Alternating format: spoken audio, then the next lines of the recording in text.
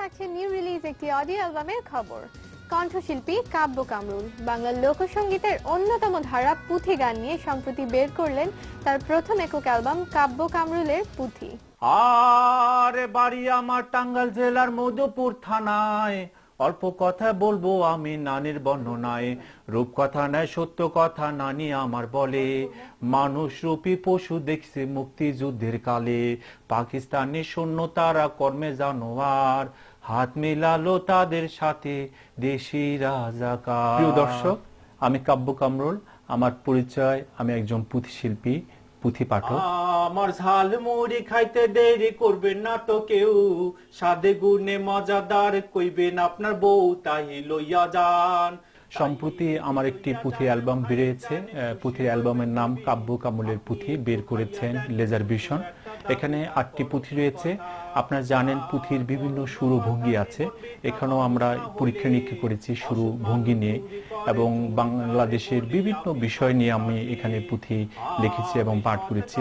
আশা করি নতুন প্রজন্ম পুঁথির সঙ্গে পরিচিত হবে এবং আপনাদেরও ভালো লাগবে। পুঁথির প্রিয় যারা আছেন, একসময় যে হারানো জিনিসটাকে আমি আবার নাগরিক জীবনে মানুষকে পরিচয় করিয়ে দেওয়ার জন্য একটা চেষ্টা করছি। কেমন শিক্ষা, এটা কেমন শিক্ষা করে ভিক্ষা অসৎ কাজে কামে, তা গচিয়ে ভালো আছি মুড়ি অলা নামে। আমি ভালো আছি, আমি ভালো আছি মুড়ি বেশি গর্ব করি রোজ, সৎ থেকে ভালো আছি স্বল্প করি ভোজ, তবু দুঃখ নাই। আমার অ্যালবামটির সুর সংযোজন করেছেন মনা সেন। আর এই পুঁথিটা আপনারা জানেন যে প্রযুক্তির এই যুগে পুঁথিটাকে আপনারা ওয়েবসাইটও পাবেন।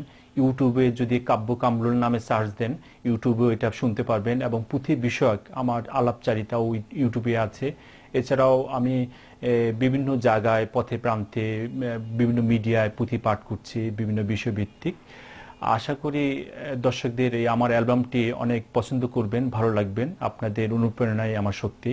আমি অ্যালবামটি এবং আপনাদের অনুপ্রেরণা নিয়ে আমি অনেক দূর যেতে চাই, এবং এই হারানো যে আমাদের ঐতিহ্যবাহী পুঁথি, এটাকে আমি বাঁচিয়ে রাখতে চাই।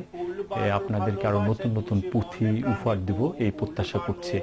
বউ ফুল বানু প্রেমে জানো হাসিতে খুশিতে, সুখের বাগান করছি মোরা সুন্দর পৃথিবীতে, করছি সুখের বাগান, করছি সুখের বাগান।